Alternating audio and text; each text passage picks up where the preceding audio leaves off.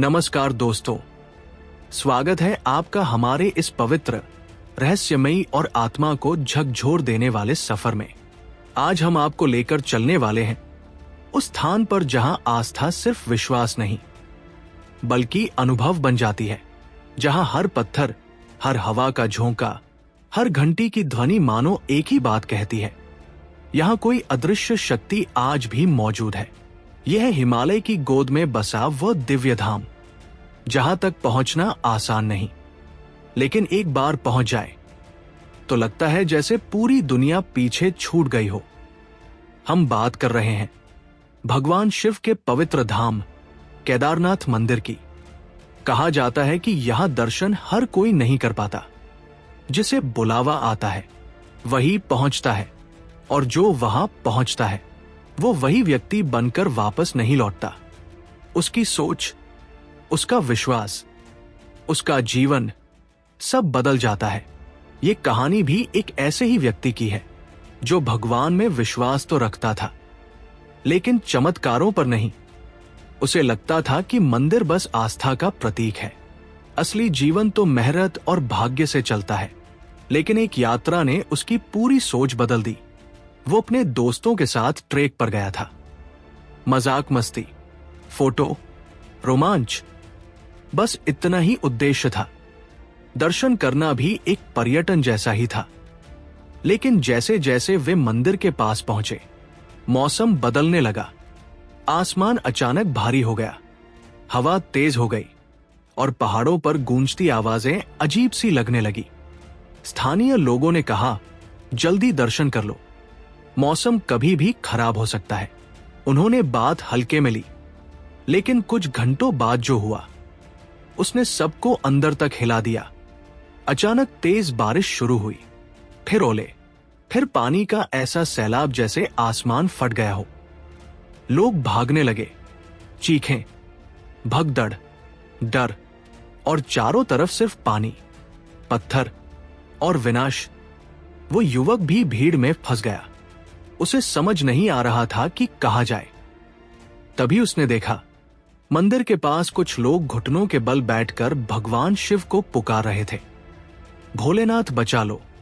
उस क्षण उसे पहली बार लगा कि इंसान कितना असहाय है।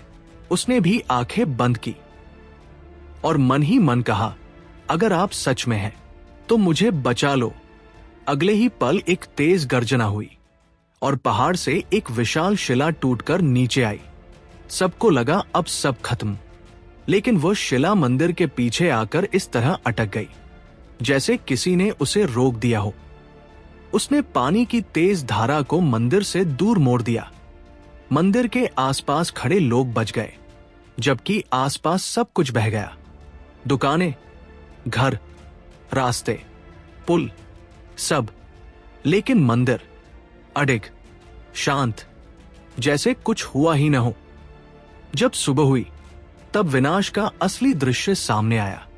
चारों तरफ सिर्फ मलबा, टूटे पेड़, पत्थर और सन्नाटा, लेकिन मंदिर वैसा ही खड़ा था, उसी गरिमा, उसी शक्ति, उसी शांति के साथ। लोग रो रहे थे, हंस रहे थे, जमीन को छूकर प्रणाम कर रहे थे, क्योंकि वे जानते थे वे बच गए हैं। और ये सिर्फ संयोग नहीं हो सकता। उस युवक के भीतर कुछ टूट गया, या शायद कुछ जाग गया। उसने पहली बार महसूस किया कि विश्वास सिर्फ एक शब्द नहीं, एक अनुभव है। उसने मंदिर के सामने सिर झुका दिया और आंसू अपने आप बहने लगे। उसे लगा जैसे कोई कह रहा हो, डर मत, मैं हूं। उस दिन के बाद उसका जीवन बदल गया। पहले जो व्यक्ति हर बात में तर्क ढूंढता था, अब हर सुबह भगवान को धन्यवाद देता था। पहले जो खुद को सबसे मजबूत समझता था, अब जान चुका था कि असली शक्ति कहाँ है। कहते हैं उस प्रलय के दौरान हजारों लोगों ने अलग अलग अनुभव किए। किसी को लगा किसी ने हाथ पकड़कर सुरक्षित जगह तक पहुंचाया। किसी ने देखा कि पानी उनके पास आते आते दिशा बदल गया। किसी ने महसूस किया कि कोई अदृश्य शक्ति उन्हें ढाल की तरह घेर रही है। विज्ञान ने इसे प्राकृतिक घटना कहा, लेकिन जिन्होंने अनुभव किया वे जानते हैं कि ये सिर्फ प्रकृति नहीं थी, वो कृपा थी, वो रक्षा थी, वो विश्वास की जीत थी। शायद इसलिए केदारनाथ को सिर्फ मंदिर नहीं बल्कि जीवित धाम कहा जाता है, जहां भगवान शिव सिर्फ पूजे नहीं जाते बल्कि अनुभव किए जाते हैं। अगर आपको भी कभी लगा हो कि जीवन में कोई अदृश्य शक्ति आपकी रक्षा कर रही है, कि आप किसी बड़े खतरे से बाल बाल बचे हैं, कि किसी ने आपको संभाल लिया जब आप टूट रहे थे, तो हो सकता है वह भी उसी कृपा का हिस्सा हो। क्योंकि भगवान हमेशा दिखाई नहीं देते, लेकिन संकेत देते हैं, रक्षा करते हैं और सही समय पर एहसास कराते हैं कि आप अकेले नहीं हैं। अगर आपने भी केदारनाथ का नाम सुनते ही एक अलग सी शांति महसूस की है, तो कमेंट में हर हर महादेव जरूर लिखें।